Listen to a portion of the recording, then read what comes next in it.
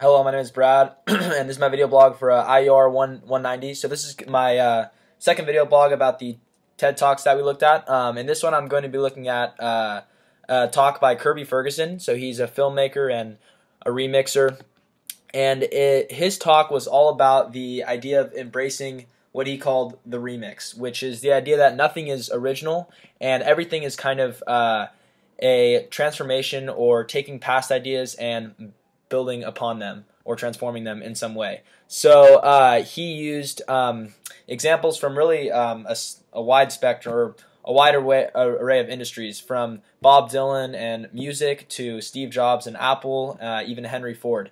So in his talk, he really laid out the idea that each of these people, Bob Dylan, Steve Jobs, Henry Ford, all kind of built upon past inventions and were reliant in some way on those ideas and on that knowledge to build what they created.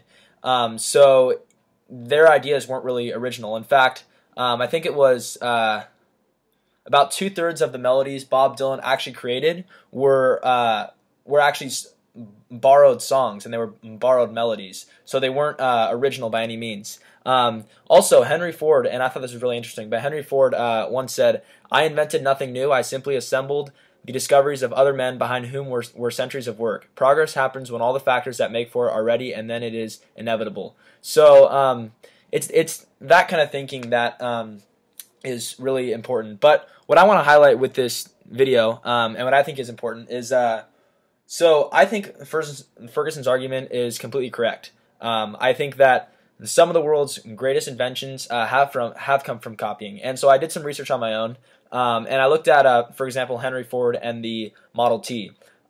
He used and leveraged past ideas to create that, and in so doing, he actually completely modernized the transportation industry in America. So in 1982, or in 1980, excuse me, 87.2% of all households owned more than one car, so more than one motor vehicle. And this all kind of originated from Henry Ford's creation of the Model T. So, but that wasn't an original idea. That creation was built off of past knowledge, past ideas, and there was a groundwork that was laid that Henry Ford then took and kind of built upon that. But what so as another example, Steve Jobs and the multi-touch screen. So the slide to unlock patent, the slide to unlock functionality was actually around before Steve Jobs patented it. But obviously he did end up getting the patent on that, and likewise with the multi-touch screen, that was already a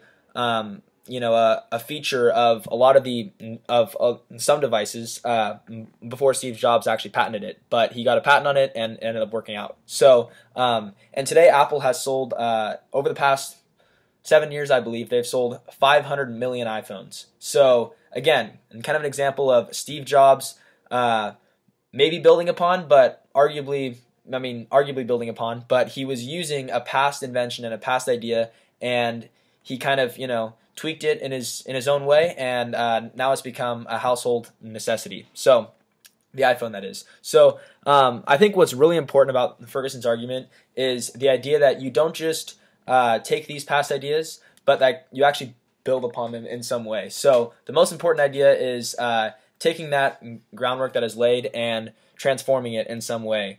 If you can do that, I think you'll be very successful, and I think that it'll allow our society to reach our full potential.